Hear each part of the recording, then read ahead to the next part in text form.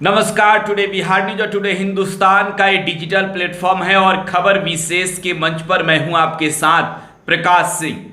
चुनाव के मौसम है, चुनावी बयार बह रहे हैं और ऐसे में बात बिहार की करें तो बिहार के 5 लोकसभा सीटों पर चौथे चरण में वोटिंग होनी है और चुनाव प्रचार थम गया है।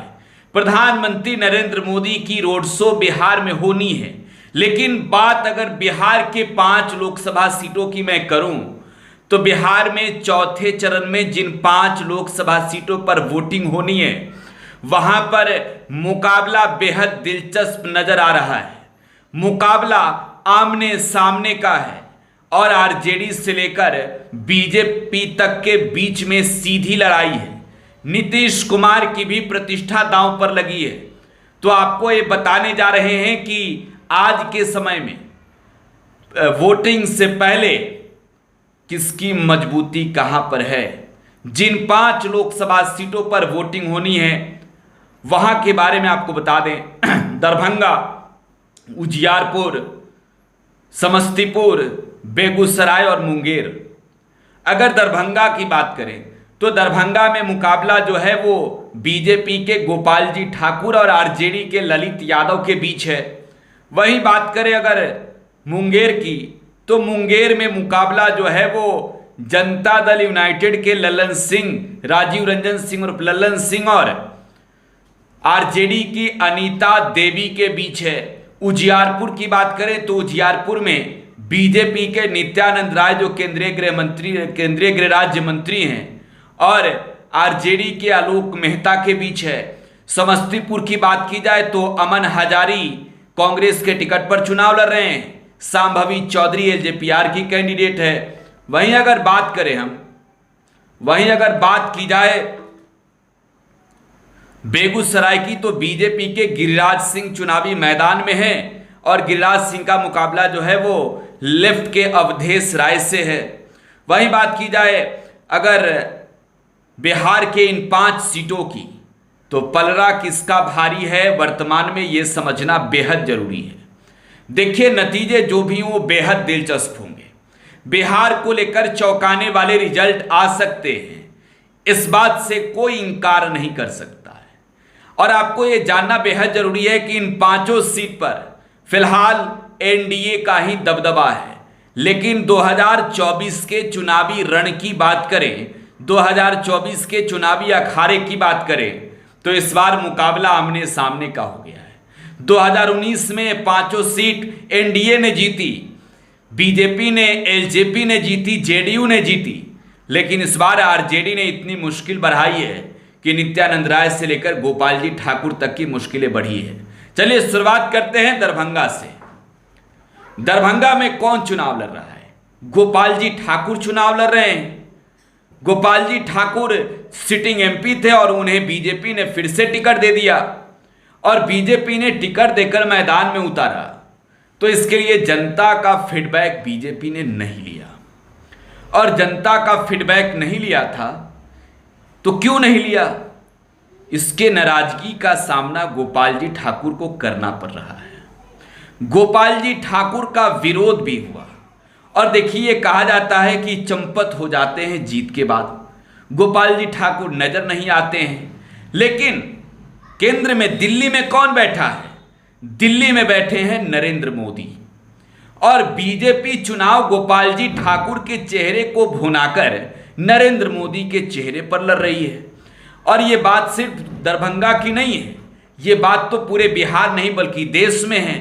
बीजेपी के सांसद अपने काम का ब्यौरा नहीं दे रहे हैं, वो ये बता रहे हैं कि नरेंद्र मोदी जी को फिर से 2024 में जिताना है, इसलिए आप हमें वोट करिए। हमें आपके वोट की जरूरत है मोदी जी के लिए। आप लोकल को नहीं देखिए, आप वोकल को देखिए। तो देखिए, गोपाल जी ठाकुर को नाराजगी का सामना करना पड़ रहा है, लेकिन यहां पर आरजेडी ने ललित यादव को चुनावी अखाड़े में उतारा है। महागठबंधन की सरकार में बिहार सरकार के ललित यादव मंत्री भी रहे हैं। तो ललित यादव के लिए तेजस्वी यादव चुनाव जिताने दरभंगा पहुंच गए और तेजस्वी यादव जब दरभंगा पहुंच गए तो जो ललित यादव पर माहौल जो है वो थोड़ा सा कम था, वो पूरी तरीके से ललित यादव ने, आप कह सकते हैं कि तेजस्वी के मीटिंग के बाद, तेजस्वी के दरभंगा कैंपिंग के बाद माहौल को बदल दिया। तो तेजस्वी ने जिस तरीके से दरभंगा में रहकर तेजस्वी ने तमाम नेताओं के साथ बारीकी से वार्ता किया, वो ये दर्शा रहा है कि दरभंगा में गोपाल जी ठाकुर की राहें आसान नहीं है। गोपाल जी ठाकुर मुश्किलों से घिरे हैं। हालांकि ललित यादव एमवाई समीकरण के साथ साथ निषादों के वोट की तो बात कर रहे हैं, लेकिन यहां पर ब्राह्मण मतदाता भी बहुत हैं, तो उन्हें भी अपने वो रिझाना होगा, उन्हें भी अपने वो लाना होगा, और अगर चुनाव जीतना है तो उन्हें साथ लेकर चलना होगा। तो ये देखने वाली बात है कि जो दरभंगा के मुस्लिम जाति के लोग हैं वो तो पूरी तरीके से कटकर ललित यादव के पक्ष में नजर आ रहे हैं, यादव नजर आ रहे हैं, लेकिन मुकेश सहनी कितना कमाल करते हैं, कितना तेजस्वी यादव के पक्ष में स्वर्ण वोटर कितना बढ़ता है। क्योंकि एक नाराजगी का सामना जो करना पड़ रहा है दरभंगा के इलाकों में गोपाल जी ठाकुर को, उसका फायदा कहीं ना कहीं तेजस्वी अपने वो लेने की भरसक कोशिश में है। दरभंगा के बाद बात करेंगे हम सीधे समस्तीपुर की। समस्तीपुर में दो मंत्रियों के बेटा और बेटी चुनाव लड़ रहे हैं।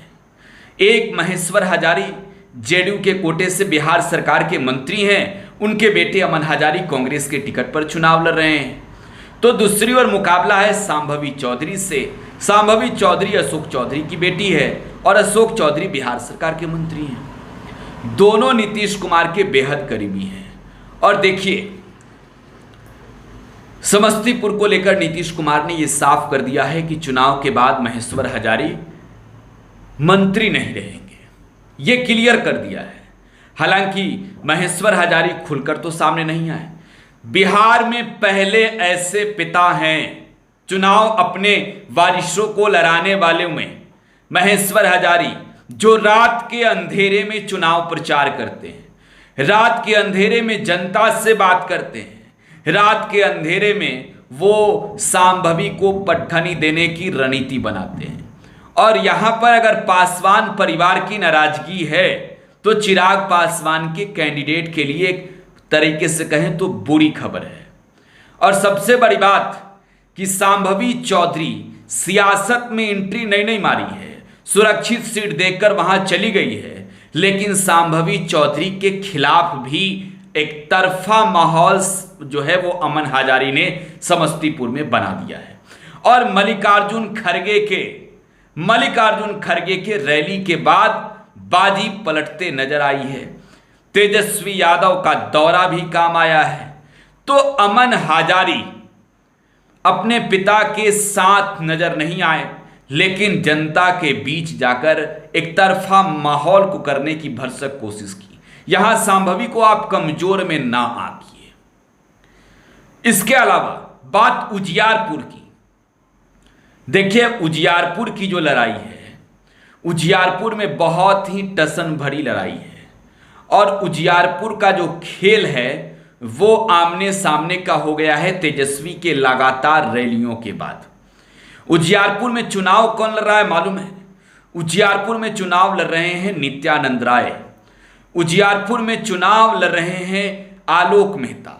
नित्यानंद राय के लिए सीधे अमित शाह भी रैली करने पहुंच गए और अमित शाह ने रैली कर यह कहा कि अपने दोस्त के लिए आया हूं और इन्हें आगे ले जाना चाहता हूं। तो नित्यानंद राय के खिलाफ नाराजगी है, यादवों का एक भारी भीड़ है।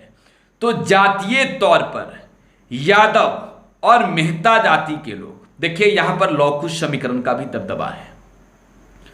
तो यादवों के वोट बैंक पर जो लालू प्रसाद और तेजस्वी यादव राज करते हैं बिहार में, वो नित्यानंद राय के खिलाफ अगर चले जाती है पार्टी को देखकर, जाति को देखकर नहीं, तो कहीं ना कहीं नित्यानंद राय का खेल बिगड़ जाएगा। रैलियों में जिस तरीके से तेजस्वी के सामने भीड़ नजर आई है, नित्यानंद राय की हालत खराब है। लेकिन यहां पर वो कमजोर भी नहीं है, आलोक मेहता भी कमजोर नहीं है। और जिस तरीके से आलोक मेहता ने इस बार पूरी प्लानिंग के साथ मैदान में उतरकर जनता के बीच जो एक अलग माहौल बनाया, वो कहीं ना कहीं 17 महीने की सरकार और साथ ही साथ तेजस्वी के चेहरे से भी बड़ा था। और यही वजह है कि उजियारपुर में आलोक मेहता भी मजबूत हैं। चुनाव से पहले कह रहा हूं कि टक्कर होगा और हार जीत का फाइट जो है वो ज्यादा बड़ा नहीं होने जा रहा है। बेगूसराय में गिरिराज सिंह, देखिए गिरिराज सिंह के चेहरे से नाराजगी है। नाराजगी लोकल कैंडिडेट नहीं है इस वजह से भी है, नाराजगी क्षेत्र में नजर नहीं आते हैं इस वजह से भी है।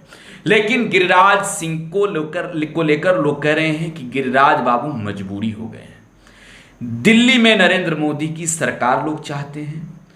और देखिए मैं फिर कह रहा हूं कि यहां सामने अवधेश राय है। यहां 19 का त्रिकोणीय लड़ाई था, वोट बटा था, तो इस बार अवधेश राय को मैदान में उतारने वाले जो लेफ्ट के नेता हैं वो ये जानते हैं कि तेजस्वी यादव ने वादा किया था अवधेश राय को जिताएंगे, और इस बार अवधेश राय के लिए तेजस्वी ने भी पसीना बहा दिया है। देखिए यहां खेल भूमिहार बिगाड़ेंगे गिरिराज सिंह का। अगर गिरिराज सिंह की हार होती है बेगूसराय में, तो वो हार तेजस्वी के उस बयान के वजह से होगी जिस बयान में तेजस्वी ने गिरिराज सिंह को जमकर पछाड़ दिया।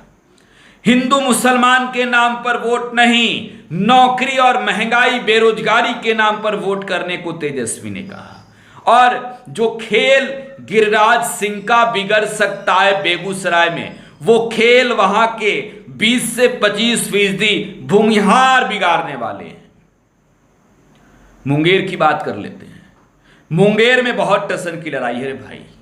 मुंगेर में अनंत बाबू, ललन बाबू, अशोक महतो, और ये माहौल अनीता देवी के पक्ष में एक तरफा तेजस्वी ने जिस तरीके से बनाया है, अनंत सिंह नहीं आते तो लल्लन सिंह का खेल खराब हो गया था। देखिए धानुक जाति के लोगों की एक बड़ी आबादी है मुंगेर में, भूमिहार 3 लाख के पार है, और भूमिहारों का वोट बैंक जो है इस बार लल्लन सिंह के तरफ शिफ्ट हो रहा है। यादवों के वोट बैंक में सेंधमारी जारी है। धानुक जाति के वोट को काटने के लिए प्रियदर्शी भी तो मैदान में है, पीयूष प्रियदर्शी।